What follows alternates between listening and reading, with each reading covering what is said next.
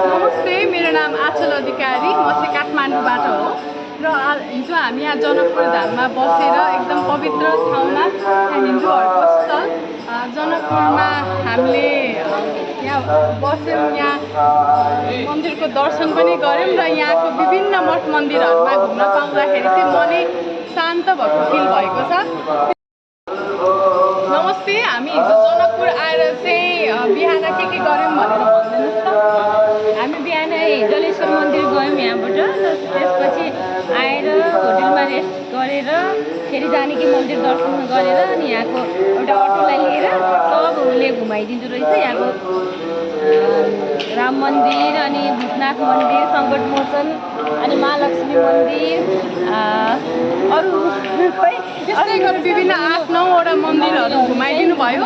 अनि त्यस्तै गरेर हामी आरती हेर्न गयौँ। यहाँको गङ्गा आरती एकदमै रमाइलो, मन आनन्द हुने रहेछ। यहाँको प्रसिद्ध हामीले घेवर खायौँ, यहाँको प्रसिद्ध हामीले लस्सी खायौँ, त्यो साह्रै मिठो लाग्यो। तपाईँहरूलाई पनि आएर यहाँको कल्चर, यहाँको भाइबलाई फिल गर्नको लागि चाहिँ अनुरोध गर्दछु। तर मैले चाहिँ पहिला सुनेको थिएँ एकदम फोहोर यताउता जनकपुर एकदम भनेर, तर मलाई त्यस्तो लागेन, एकदमै राम्रो लाग्यो। यहाँ आएपछि आनन्द आयो। झन् म बसेको होटेल त ठ्याक्कै जानकी मन्दिरको अगाडि, म त राति 4 बजी बिहानदेखि नै मन्दिरको भजन सुनेर आनन्द झ्यालबाट हेरेर बसेँ, एकदमै रमाइलो लाग्यो मलाई। तपाईँले अहिले आउने पर्यटकलाई के सुझाव दिनुहुन्छ तपाईँ? होइन, नेपालको मान्छेहरू पनि एक्चुअली जनकपुर मन्दिर चाहिँ आएर यहाँको जनकपुरको कल्चरहरू सबै लिनुपर्ने जस्तो लाग्छ मलाई होइन। तर विदेशीहरू पनि आउँदाखेरि चाहिँ जनकपुर चाहिँ एकचोटि आउनै पर्ने ठाउँ हो। जनकपुर आएर यहाँको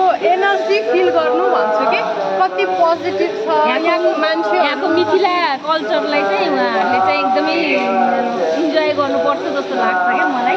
यहाँको अब मिथिला कल्चर लगाएँ, अब अहिले गएर फेरि गिफ्ट ल्यान्डलाई किन्छु। यहाँको फेमस हुँदैछ यहाँ अनि अरू केही त्यस्तो रमाइलो छ जनकपुर। त्यही भएर हजुरहरूलाई पनि जनकपुर आउनको लागि म शीघ्र अनुरोध गर्दछु। धन्यवाद।